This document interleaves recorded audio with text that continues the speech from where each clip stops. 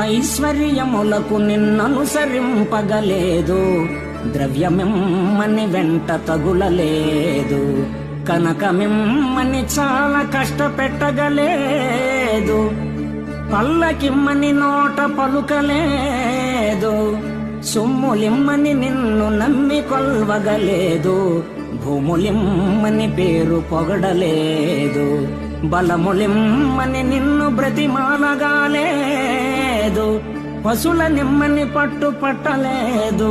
నేను కోరినదొక్కటే నీలవర్ణ, సయ్యనను మోక్షమిచ్చిన చాలు నాకు. భూషణ వికాస శ్రీధర్మపుర నివాస, దుష్ట సంహార నరసింహ దురిత దూర. పరంధామ ఐశ్వర్యం కోసమో సువర్ణమయ సంపద కోసమో పల్లకీలో ఊరేగే